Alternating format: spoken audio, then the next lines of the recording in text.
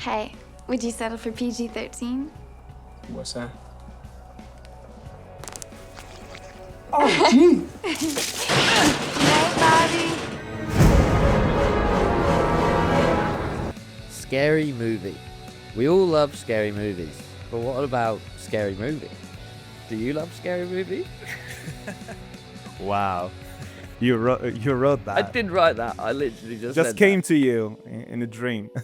Yeah, Scary Movie, man. It's coming back. Everything on a long enough timeline, everything gets rebooted, and Scary Movie is no exception. Honestly, I thought this would have happened sooner, but I suppose it makes sense because the fifth one is so atrocious that they just weren't allowed to have any money to make another one. But yeah, I mean, we've spoken Only about the this. fifth one was atrocious, actually.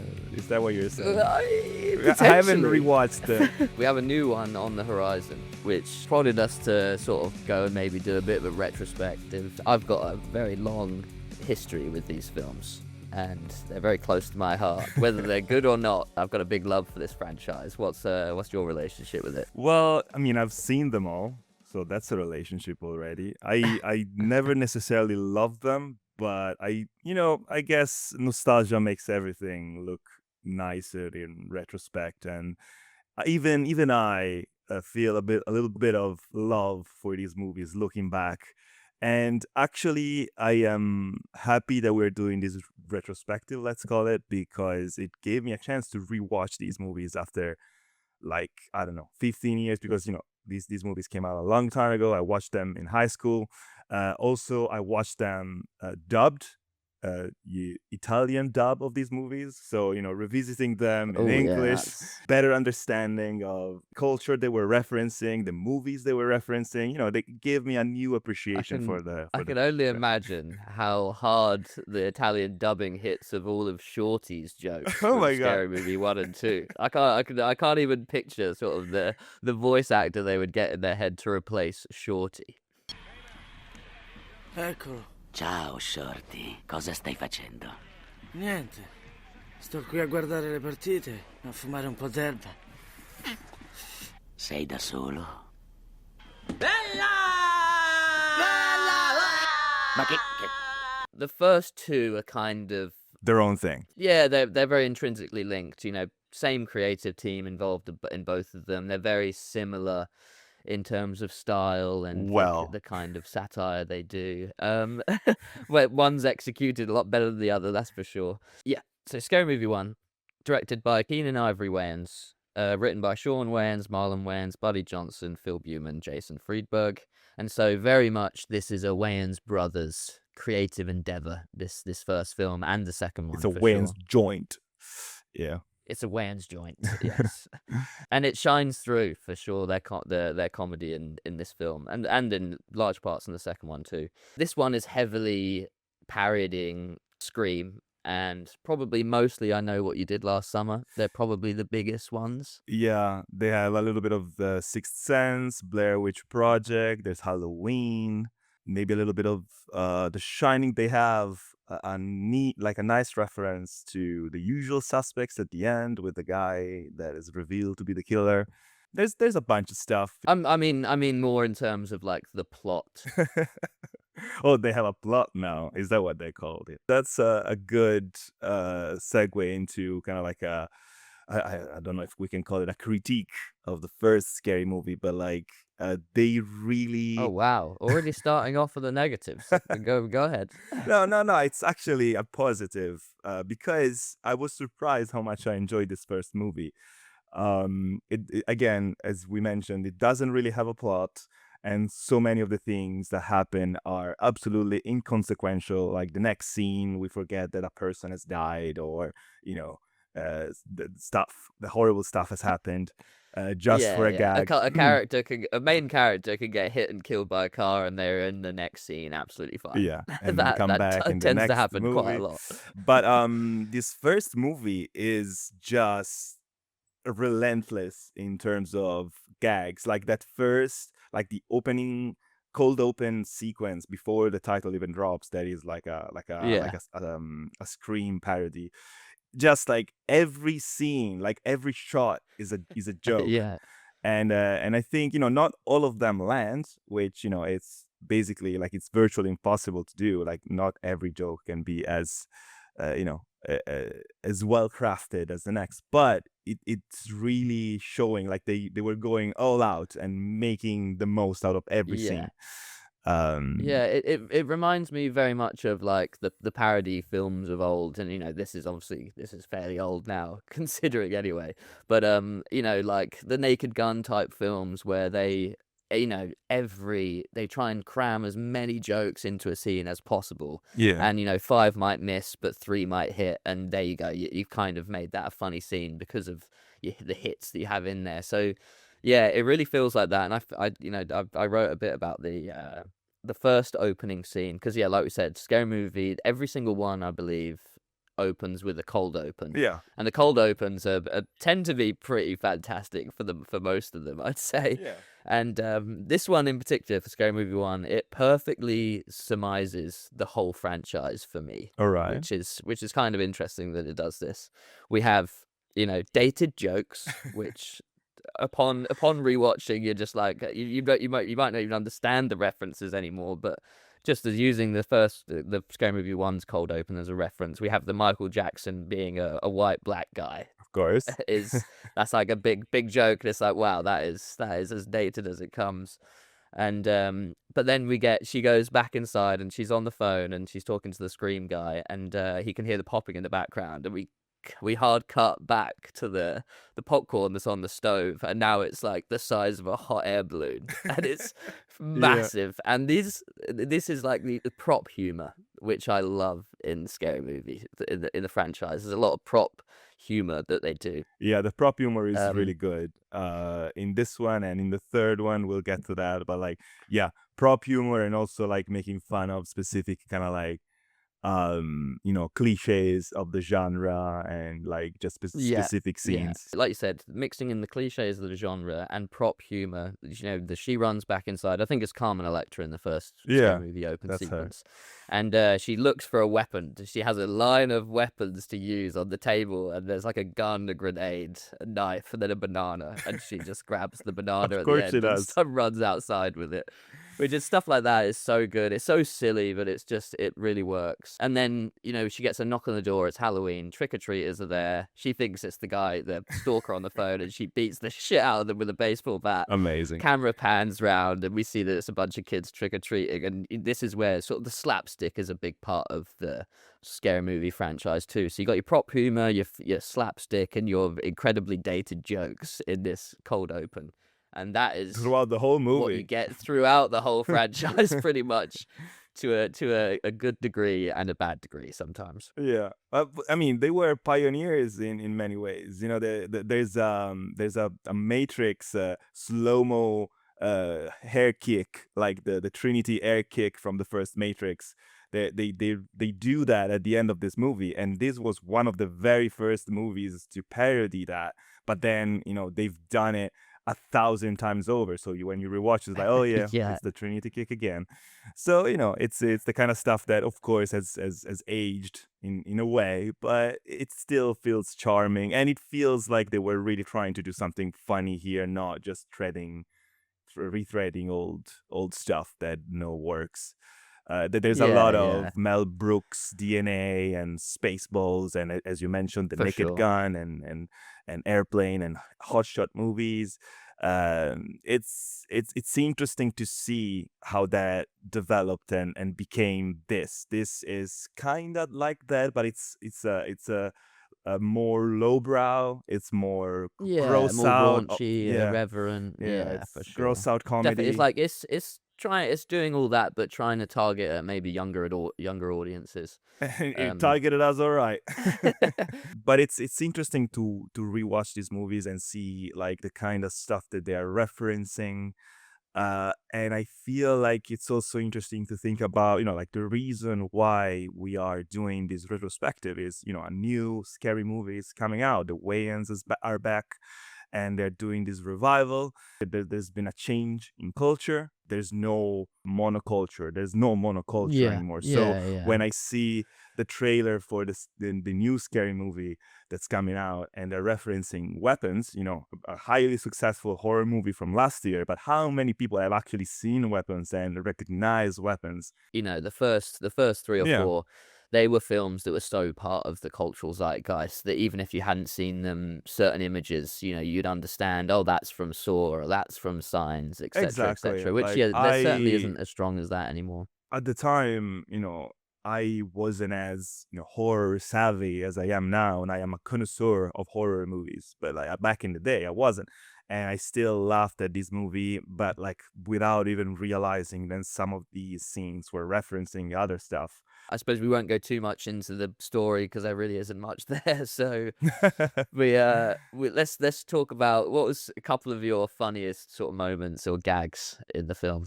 One that comes to mind is definitely the various kills are hilarious. You have the Scream guy coming in while there's this pageant happening at the high school, and there's this girl, and she sees her boyfriend.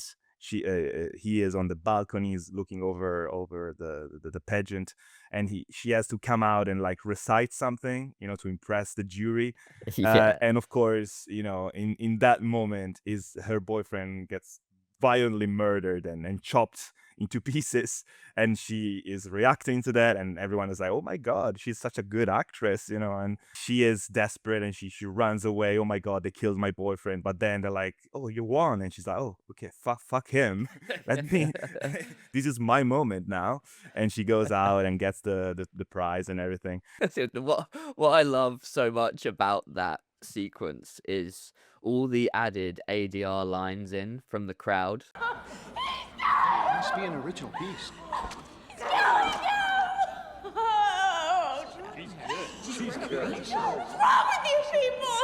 That's fantastic. Yeah. Like you get all these terribly added in lines of like, oh wow, she's really doing it. It's very South Park. You know, Yeah, when I you was have about like to these say, it's very crowd, South Parky. when you have like a Yeah. council meeting in South Park and you have like the odd guy, ADR line that sticks out here and there. It's so good in this. Yeah, and there's a William screen somewhere. Like they use a lot of stock sound effects as well.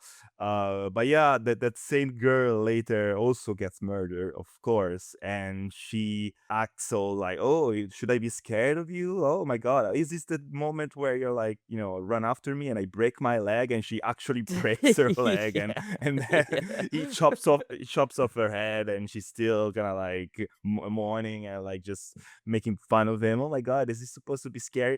And I thought that was, and also completely inconsequential scene. Like we move on so quickly from that. Yeah. But it was She's so like funny. technically our main character's best friend, and she just dies and nobody cares, and we just move on. It's so funny, and that kind of like, there was a bit that I mentioned sort of at the end of the film. We have like the Yeah. revelations, or like, we discover who the killers are.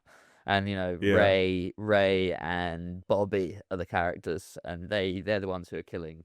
And they explain, It makes no sense. they're like, did I know what you did last summer make any sense? No. And then they explain why their plans make no sense whatsoever. And it's all okay because what they're referencing was dumb too. So Also, Ray being very bi-curious, let's say, or like it's just playing gay. I think but then he's not at the end. he's gay, but But like it's gay, but then at the end it's like, I'm not gay. But Yeah. and the other guy's like, but we had sex, like, it's like, oh, what do you mean? and they still But, like, keep the that joke. fact And that that- was probably one of the funniest jokes in the new trailer when they're like, oh, let's turn up and do some half gay shit, and then Ray pops in and he's like, why just half gay? And it's like, oh, that's nice. They're keeping his closeted homosexuality a thing, 20 years later down the line. Of course they do. And yeah, like, well, we haven't mentioned Anna Faris, who's the protagonist, and this is her first role, actually. This is her And, first role. Okay, that's interesting. Yeah, she was like, I think she wasn't even supposed to really get into acting, but she had like a summer off school, and she went to LA to try out some tapes, and she got this part because the directors really liked her vibe and she was really funny. And she's a mainstay of the franchise. She's the face of the franchise. Yeah, for She sure. gets a bit grating at some, like, the voice. It's a bit much. Like, oh my god, like it becomes a parody of herself. But like, she's really funny, and she really sells some of the also like the physical gags Yeah, and. yeah. I just put in big bold letters on my notes. Anna Faris is brilliant. She's perfect for the part. She has these big Disney princess eyes, and she's very expressive. So like when she has to kind of like, pick up the phone and very slowly be like, who's there? Like it's perfect. Like the face just sells it. Good performance in all of these movies, actually. There's a gag where, and it's during that cinema sequence, Ray goes to the bathroom to use the All right. toilet. The glory hole. The glory hole, but not even the glory hole, because the glory hole is the famous part of that sequence. But before he goes, the urinal has been turned into like a fairground prize thing. Do you remember this? So he goes into the toilet, the urinal is turned into like a game, and they're all pissing on these like urinal things, and it's going up, and it's like making this bar go up to the top, and it like wins a jackpot prize. Yeah, okay. And it's the most unnecessary. It's a massive bit of set design they've made for this, and it's probably a really expensive joke, and it's not funny at all. And you only It's see not it funny, for and it's funny because it's not funny. It's yeah, my and you only see favorite it time. for a few seconds. It's just so it just motivates Ray to go to the cubicle so he can go to the glory hole. Basically, it's not needed at all, but I do appreciate the level of effort, especially in the earlier ones, and maybe the money spent on like the gags and things like this. There is a lot of effort that goes into these jokes, whether it's worth it or not. Yeah, there's a bunch of stuff like this, and all these beats, not all of them, but most of them work. They don't make a cohesive whole, but that's not the point of the movie, as we established. It's a pastiche of references. Well, we have two characters in this who don't appear in any of the other films, but are very funny. You got Officer Doofy, what a disgustingly hilarious character he Yeah. is, and then we have Gail Hailstorm, who is what a great God. name for a weather reporter. And she's great. Like the dynamic she has with Doofy. There's a bit where she's trying to flirt with him to get info on the case out of him, and she will tickle his belly, and he keeps making him fart. Yeah, I forgot to swallow. Don't worry, because I never forget. Would you remind me not to do that again? She just is so disgusted by it. It's amazing. All these characters seemingly are coming back for the new one, so that would be interesting to see what they do with them. But yeah, I mean, very funny, very nostalgic, definite comfort movie for me. Is what kind of the thing you can stick on, put in the background, and always get a good couple laughs out of this one. So if you had to give it a rating, what would you give it, Tommy? Oh my god, it's difficult to rate this one because as a movie, it's just nonsense. And if I had to kind of evaluate it critically, it would probably be like a 3 or a 4. Really? What? But But not just because everything It's everything a fucking in critical it is masterpiece. just. I mean, now I'm gonna say the actual grade is a 7. I'm guessing, because you're not really rating it on the basis of how good a movie it is. You're just rating it on how funny the gags are. Yeah. And Yeah, for sure. how rewatchable it is, how enjoyable it is to watch. And I think, It's enjoyable. It's an fairly enjoyment scale for sure, rather than a quality. surprisingly funny throughout. Very few duds. I'm not a fan of the gross out stuff, which not again. We'll get to that in the second one, which is mostly gross out stuff. But in general, I thought it was very effective. It was clearly a good idea executed to the best of their capabilities, and everyone is giving their all in terms of just making every gag count. Yeah. So yeah, it's a fun movie, and I think I'd recommend it even today. Yeah, I think if I'm being realistic, it is a 7 out of 10. But I could give these films such higher scores purely on a personal level. But yeah. And now we know that you are just compromised and you I can am. never be taken am. seriously again. Do not trust my reviews of any of these films. The next except from time 4 we and talk 5. about a Marvel movie and you talk shit about it, I will remember. Hey man, this I've got moment, all your receipts too. I got all your receipts. This is the guy like Agatha all along. So if you were, you know. Oh man, yeah, fair enough. All right, Scary Movie 2.